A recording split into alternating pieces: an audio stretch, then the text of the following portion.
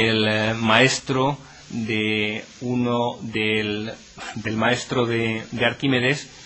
De alguna forma sus trabajos uno de sus trabajos, o su trabajo, que es un trabajo fundamentalmente recopilatorio, es decir, no se tiene constancia de que Euclides hiciese otra cosa más que recoger en un gran volumen que ha llegado hasta nuestra época y que incluso se ha empleado durante tiempo como un tratado de geometría, que se consideraba en su momento pues el mejor libro de geometría escrito, fue el de los elementos. En él, digamos, de este libro de los elementos, lo que cabe destacar es el orden, la sistemática y el tipo de argumentos que empleaba en los razonamientos que en él estaban considerados, o que en él aparecen. De alguna manera, la forma en la que aparece descrito el conocimiento o los puntos sobre los que trata este libro es una especie como de esquema del modo habitual que tienen hoy en día los matemáticos de trabajar. Es decir, las argumentaciones se construyen basándonos en un conjunto de axiomas y esos axiomas se asume que son verdades establecidas, verdades que no se discuten y que de alguna manera se puede pensar que son elementos básicos de un modelo del mundo real que digamos se quiere modelar dentro de ese sistema.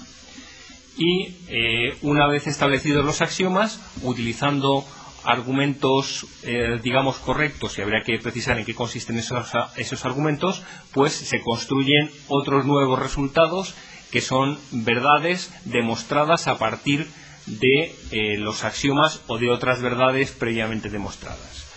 Los axiomas de Euclides eran los siguientes: dados dos puntos se puede trazar una recta que los une, cualquier segmento puede ser prolongado de forma continua en una recta ilimitada en la misma dirección.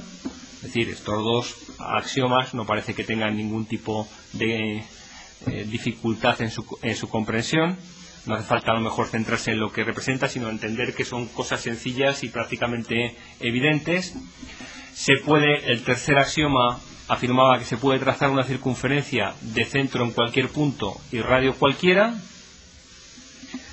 El cuarto, todos los ángulos rectos son iguales.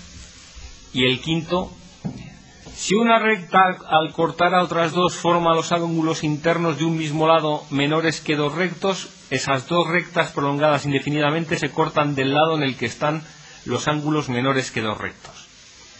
Fijaros que hay una gran diferencia entre el axioma 1, axioma 2, axioma 3, axioma 4 y el axioma 5. Los cuatro primeros se entienden bastante fácilmente. Aquí, bueno, se puede encontrar un enunciado en términos actuales equivalente que dice: por un punto exterior a una recta se puede trazar una única paralela. Al dar estos cinco axiomas, hubo quien pensó que alguno de ellos podría evitar considerarse como un axioma, es decir, como un postulado admitido a priori, y se pensó que se podía encontrar alguna demostración utilizando el resto de los axiomas de ese hecho.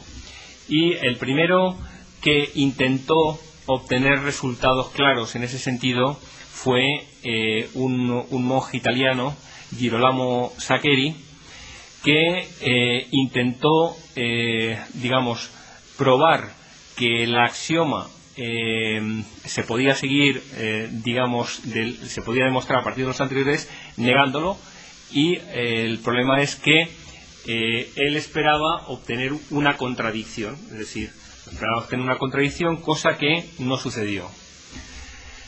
Y hoy en día pues se admite y se atribuye a cada uno de los siguientes se atribuyen a Lobachevsky, Bolyai y Riemann bueno, pues la creación de ciertas geometrías donde no necesariamente se tiene que satisfacer ese axioma. Si yo os preguntase cuál de esas geometrías es la verdadera, habría que decir qué significa que sea verdadera.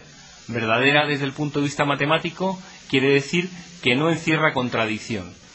En otras palabras, nosotros suponemos que creamos un modelo, el modelo está formado por unos axiomas, empleamos las demostraciones para trabajar dentro de ese modelo y la última parte del método científico, que consiste en contrastar lo que hemos obtenido dentro de nuestro modelo con lo que pasa en el mundo real, ya no corresponde a las matemáticas. Dicho en otras palabras, las tres geometrías, la que admite que la suma de los ángulos de un triángulo son 180 grados, la que admite que la suma de los ángulos de un triángulo es un número mayor que 180 grados, podría ser un triángulo situado sobre una esfera, o la que admite que la suma de los ángulos de un triángulo es menor que 180 grados, pues son las tres verdaderas. Lo que sucede es que dependiendo de lo que estemos intentando interpretar, habrá que buscar otros elementos ajenos a nuestro modelo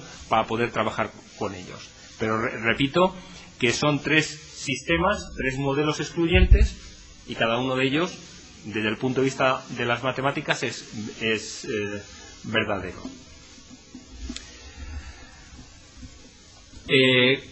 Gauss, considerado o denominado el príncipe de las matemáticas, bueno, fue un talento natural y se puede decir que fue uno de los matemáticos más importantes que han existido.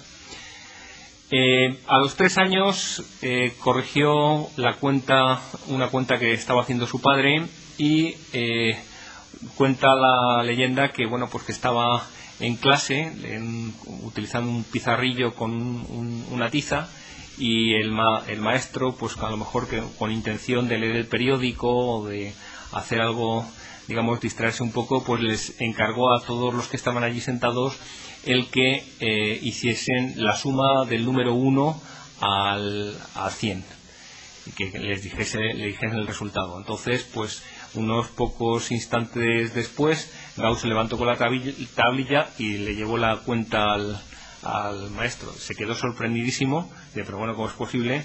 Y bueno, la idea sería que sería casi inmediato hacer la suma de los números del 1 al 100. ¿Hay alguien que se atreva a dar la respuesta correcta sin necesidad de hacerlo? Levantar la mano, por favor. El campus los alumnos que están siguiendo la clase desde la Universidad Politécnica y la Carlos III están muy callados. Si a alguno se le ocurre la forma de resolverlo, puede levantar la mano. Resolverlo, evidentemente, digamos, de una manera sencilla.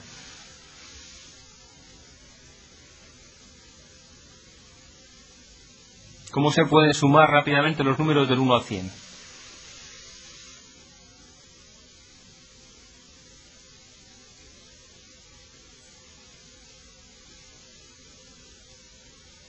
¿A alguien de cualquier campus se le ocurre alguna forma?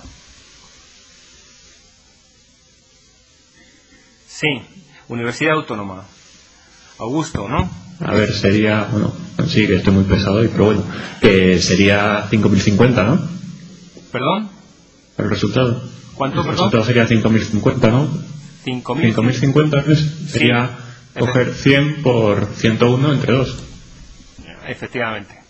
Es decir, como comenta vuestro compañero, de alguna forma se puede simplificar bastante, pero la forma en cómo lo hizo Gauss fue sumando dos números consecutivos, el 100 y el 1 suma 101, el 2 y el 99 101, el 3 y el 98, y así hasta el 50 y el 51. ¿De acuerdo? Al final todos suman 101. El resultado son 50 por 101, es decir, 5050. Unas palabras en relación con la validez del método que hemos comentado. En la imagen podéis observar a Bertrand Russell y David Hilbert. Ambos tienen bastante que ver con la fundamentación de las matemáticas tal y como las concebimos y digamos o tal como las podemos contemplar en la actualidad.